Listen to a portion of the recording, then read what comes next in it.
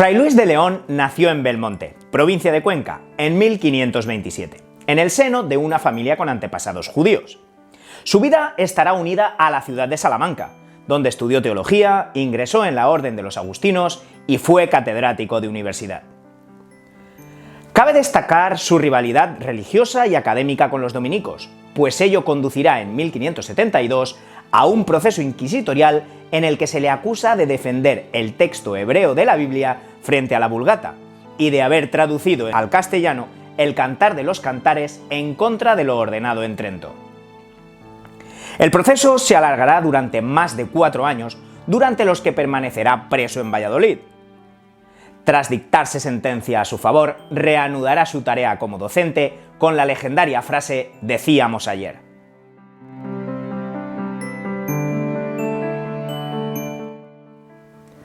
Restaurado en cátedra y prestigio, se convierte en una de las figuras más respetadas de su tiempo. Morirá siendo provincial de su orden en 1591 en Madrigal de las Altas Torres.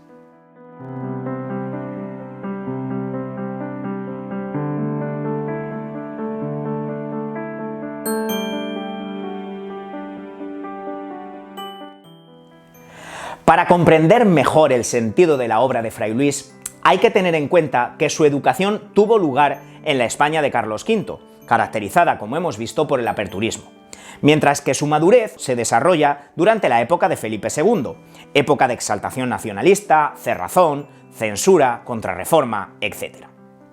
Esto hace que tengamos un escritor atormentado por la obligada renuncia a la libertad de pensamiento y opinión, lo que, unido a su temperamento polémico y apasionado, explica el contraste que se observa entre su vida agitada y conflictiva y el deseo de serenidad que refleja su poesía.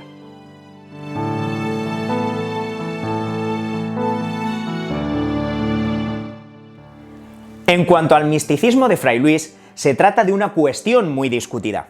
Existen opiniones en ambos sentidos, si bien tomaremos aquí la tesis de Dámaso Alonso, defendida en Forma exterior y forma interior en Fray Luis de 1966, quien ve la poesía de Fray Luis como la expresión de un ansia de misticismo que no llega a realizarse plenamente.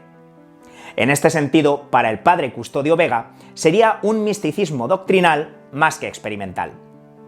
Federico de Onís afirma que el punto de partida de su obra es la Biblia, y que, aunque escriba obras religiosas con ciertos rasgos místicos, es ante todo un intelectual.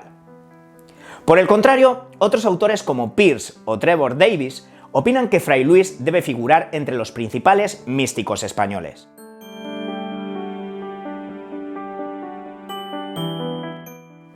Con respecto a las principales fuentes de su obra, el propio Dámaso Alonso destaca que influye en Fray Luis el italianismo, el clasicismo, el hebraísmo, el cristianismo y el castellanismo.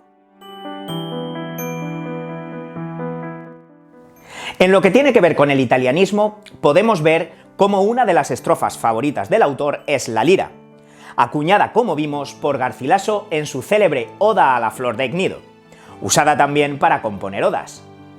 De hecho, la mayoría de las estrofas empleadas por Fray Luis serán de origen italiano, aunque adaptadas a contenidos religiosos y castellanos.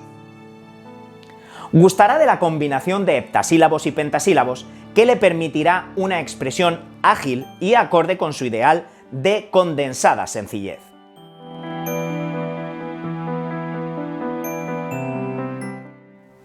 Con respecto al clasicismo, no podemos obviar la importancia de la influencia grecolatina, como lo dejan ver sus traducciones de Virgilio y Horacio.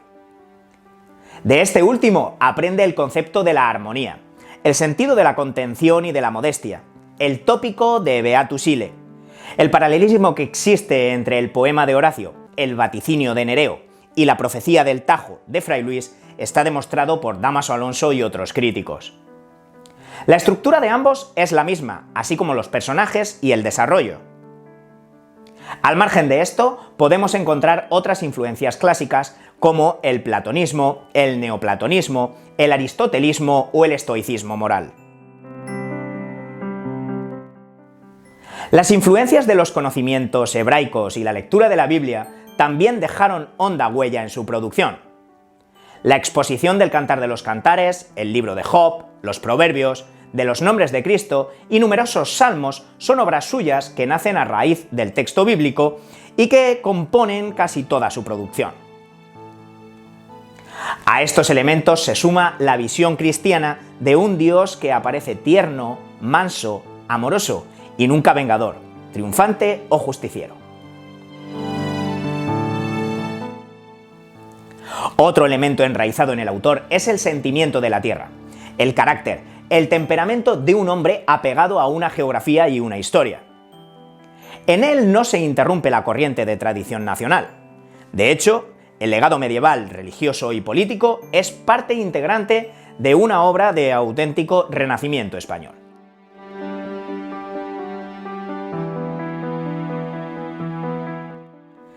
Por lo que respecta a la obra de Fray Luis de León, es la parte lírica la que nos interesa. Sin embargo, no dejaremos de mencionar la labor filológica de traducción de textos clásicos, como las églogas de Virgilio o las odas de Horacio, y bíblicos, el Cantar de los Cantares y el libro de Job. Así como sus dos obras originales en prosa, de los nombres de Cristo y la perfecta casada.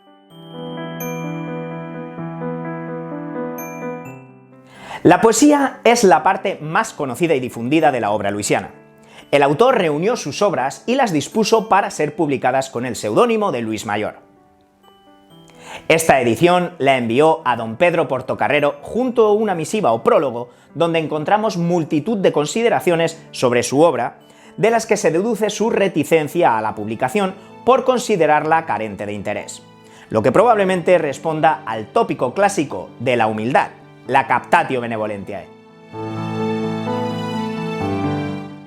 En cualquier caso, no fue publicada hasta 40 años después de su muerte, cuando Quevedo la editó como contrapunto al culteranismo. Hasta entonces se difundió en copias manuscritas con las inevitables alteraciones respecto al original. Entre sus poesías originales se encuentra la 10ª Aquí la envidia y mentira, que dejó escrita en la cárcel tras su liberación, y algunas imitaciones de Petrarca, Bembo u Horacio, como la imitación de diversos. Pero el verdadero núcleo destacable está constituido por las 22 odas, la mayoría en liras, entre las que destacan la Oda a la vida retirada, Qué descansada vida, paráfrasis del Beatus y Horaciano, y la Oda a Salinas, El aire se serena, en la que la belleza de la música le incita a la unión con la divinidad.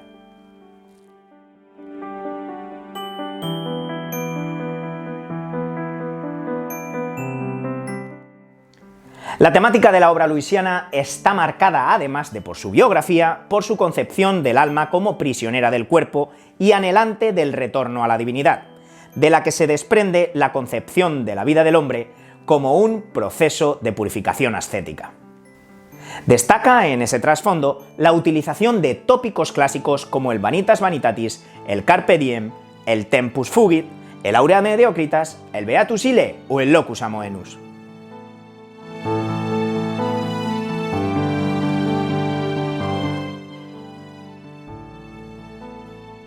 Qué descansada vida la del que huye del mundanal ruido y sigue la escondida senda por donde han ido los pocos sabios que en el mundo han sido.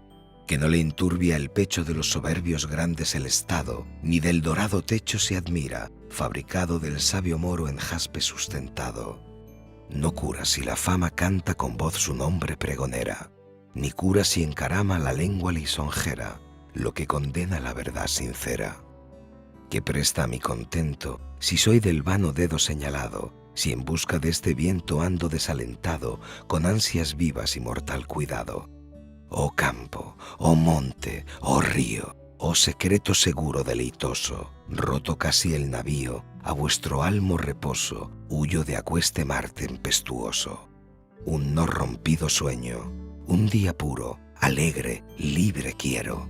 No quiero ver el ceño vanamente severo de quien la sangre ensalza o el dinero. Despiértenme las aves con su cantar suave no aprendido, no los cuidados graves de que es siempre seguido quien al ajeno arbitrio está tenido. Vivir quiero conmigo, gozar quiero del bien que debo al cielo, a solas sin testigo, libre de amor, de celo, de odio, de esperanzas, de recelo. Del monte en la ladera, por mi mano plantado tengo un huerto, que con la primavera, de bella flor cubierto, ya muestra en esperanza el fruto cierto. Y como codiciosa de ver y acrecentar su hermosura, desde la cumbre airosa, una fontana pura, hasta llegar corriendo se apresura. Y luego, sosegada, el paso entre los árboles torciendo, el suelo de pasada de verdura vistiendo, y con diversas flores va esparciendo. El aire el huerto orea, y ofrece mil olores al sentido. Los árboles menea con un manso ruido, que del oro y del cetro pone olvido. Ténganse su tesoro los que de un flaco leño se confían. No es mío ver el lloro de los que desconfían cuando el cierzo y el ábrego porfían. La combatida antena cruje, y en ciega noche el claro día se torna.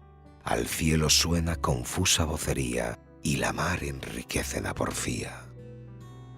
A mí, una pobrecilla mesa de amable paz bien abastada me baste, y la vajilla, de fino oro labrada, sea de quien la mar no teme airada. Y mientras miserablemente se están los otros abrasando en sed insaciable del no durable mando, tendido yo a la sombra esté cantando. A la sombra tendido, de hiedra y lauro eterno coronado, puesto el atento oído al son dulce acordado del plecto sabiamente meneado.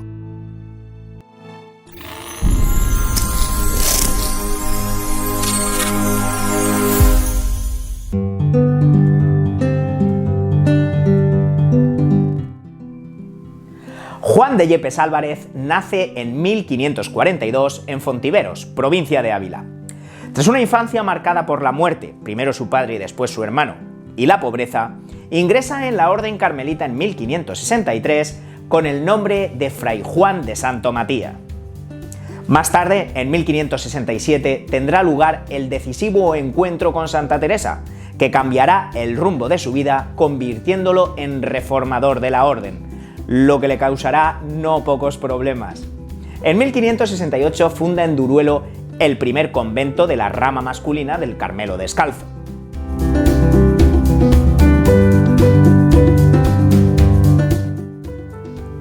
Su vida seguirá unida a la de la santa hasta que en 1577 sea encarcelado por los carmelitas calzados en Toledo. Los cautiverios que sufrió favorecieron el aislamiento de su alma con la divinidad.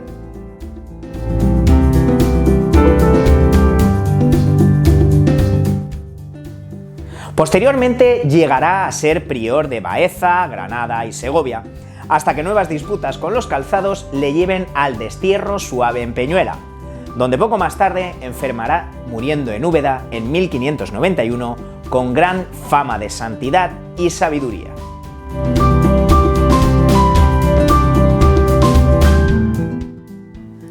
Tradicionalmente se ha dividido su obra poética en dos grupos, obra menor y obra mayor.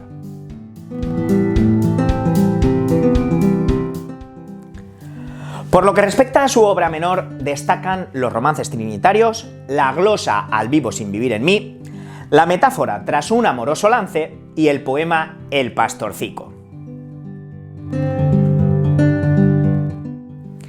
Ahora bien, el núcleo de la obra de San Juan corresponde a su obra mayor, formada por los poemas Noche oscura del alma, Llama de amor viva y Cántico espiritual. Todos ellos acompañados de sus respectivos comentarios lírico-doctrinales en prosa. Comentarios con los que nos hace partícipes y nos sirven de guía aprovechando las posibilidades raciocinadoras de la prosa junto a las simbolizadoras y emotivas del verso. Este hecho confirma que, al igual que Santa Teresa, su obra literaria es una faceta más de su actividad apostólica reformista. De hecho, se ha resumido su poética con la expresión «La poesía es el medio, Dios es el fin».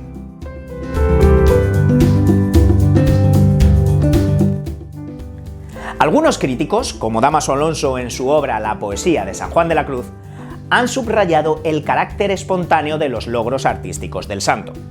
Sin embargo, últimamente se acepta menos la imagen de un San Juan milagrosamente original e independiente de toda influencia. En este sentido, podemos señalar 3 fuentes de inspiración: la poesía de Garcilaso, la influencia popular y del romancero, y la Biblia. Con respecto al primero, una gran parte de la crítica piensa que el conocimiento de la poesía de Garcilaso le llegó a través de la versión a lo divino hecha por Sebastián de Córdoba, obras de Boscán y Garcilaso trasladadas a materia cristiana y religiosa.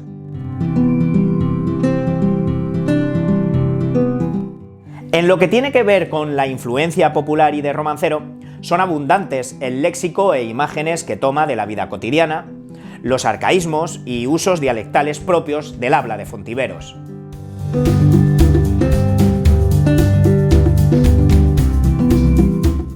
Por último, el influjo de la Biblia y del Cantar de los Cantares se deja ver en Cántico Espiritual, donde a veces toda una estrofa es paráfrasis o traducción libre de un versículo. Con respecto a los temas, la mayor parte de los motivos de la poesía de San Juan de la Cruz tienen su origen en una extensa tradición doctrinal y literaria. La filosofía neoplatónica y la literatura religiosa y mística de la Edad Media y del Renacimiento lo surten de abundantes temas. El amor que saca de sí al enamorado y lo transporta a la unión inefable. La luz como representación de la divinidad, etc. La poesía del Cantar de los Cantares y la poesía tradicional le proporcionan otros motivos, como por ejemplo la caza de amor.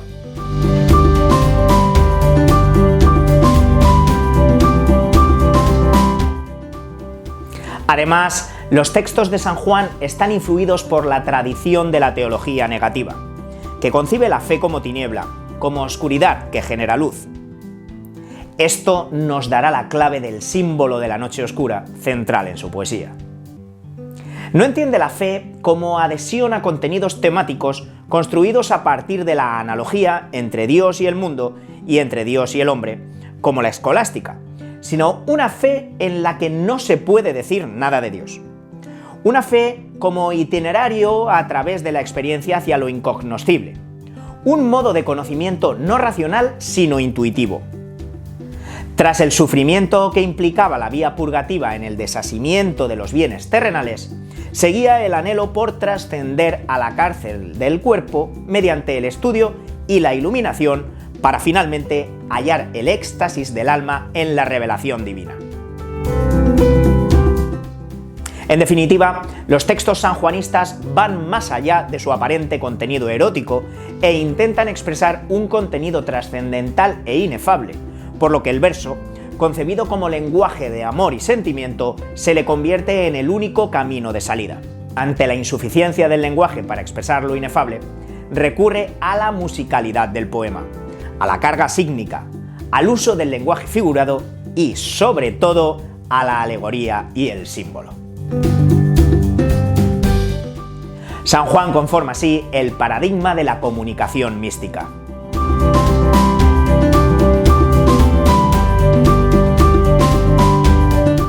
Vivo sin vivir en mí, y tan alta vida espero, que muero porque no muero. Vivo ya fuera de mí, después que muero de amor, porque vivo en el Señor, que me quiso para sí. Cuando el corazón le di, puse en él este letrero, que muero porque no muero. Esta divina prisión, del amor con que yo vivo, ha hecho a Dios mi cautivo, y libre mi corazón, y causa en mí tal pasión, ver a Dios mi prisionero, que muero porque no muero.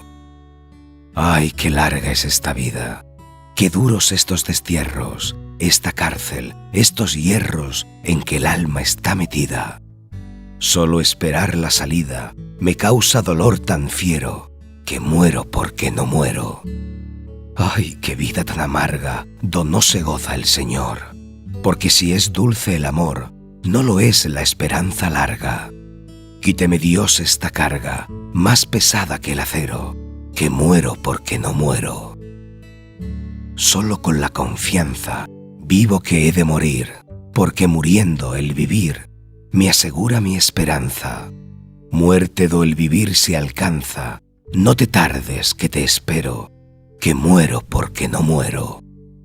Mira que el amor es fuerte, vida, no me seas molesta.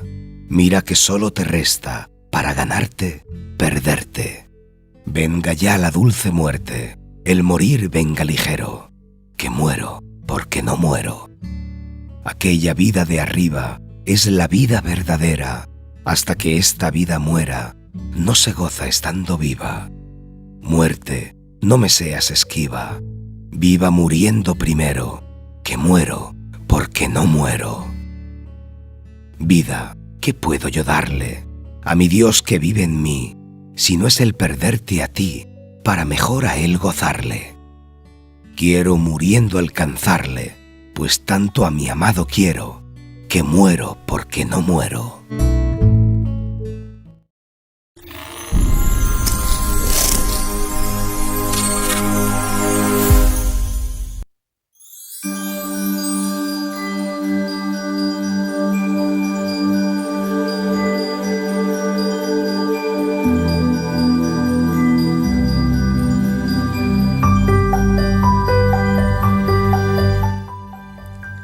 La vida y evolución espiritual de Santa Teresa nos son accesibles a través de sus obras de carácter autobiográfico.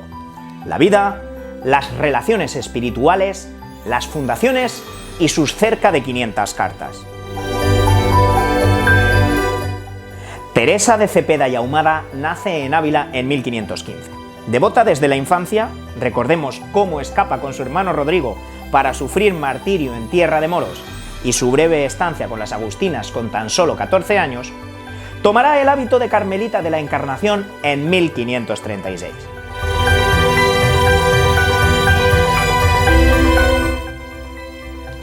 Su vida, debido a su desmedida reciedumbre en la penitencia y la oración, va a estar marcada por la enfermedad mística.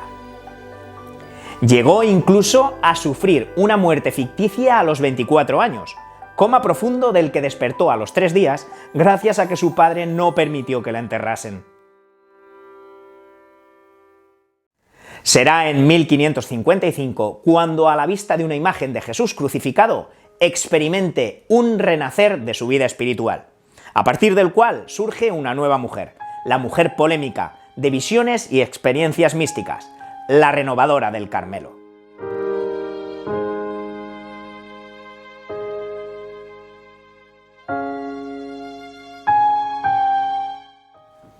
Así, con la inestimable ayuda de San Juan, la santa llevará a cabo su labor reformadora, comenzando por el convento de San Josef, al que se unirían otros palomares, como ella los denominaba, como los de Medina del Campo, Valladolid, Toledo, Salamanca, Alba de Tormes, Villanueva de la Jara, etc.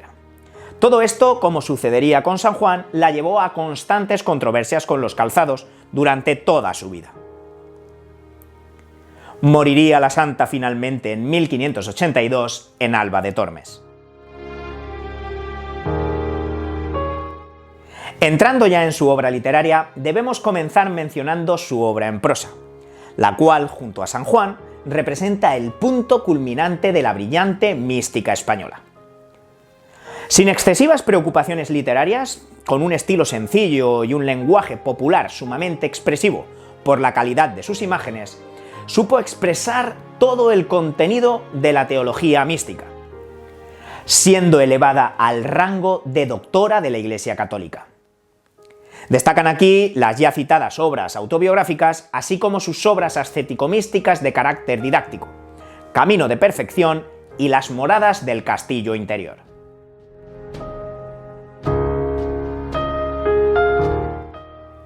Por lo que respecta a su obra poética, Dámaso Alonso ve en toda ella, unas 30 composiciones, versiones a lo divino de villancicos y romances populares, poesía de cancionero o fragmentos del Cantar de los Cantares.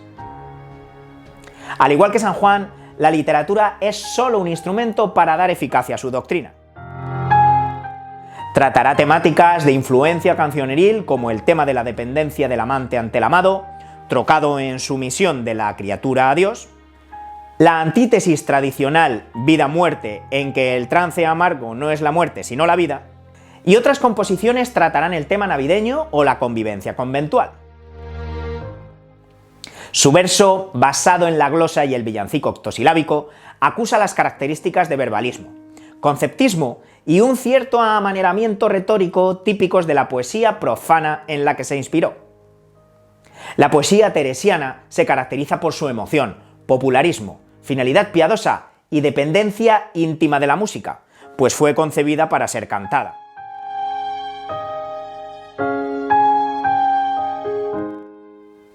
Considera la poesía como un estímulo emotivo con función religiosa.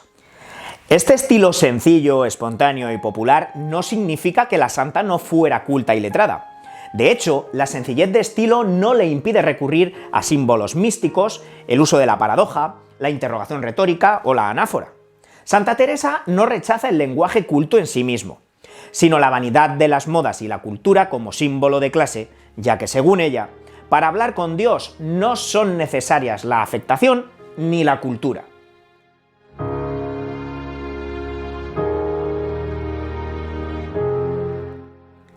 Tenemos, en definitiva, una mística empírica más que filosófica, de doctrina experimental, expresión directa de la experiencia que desea transmitir eficazmente escribiendo como habla. La actitud de Santa Teresa se resume en el sentir del místico. No está la cosa en decir mucho, sino en amar mucho.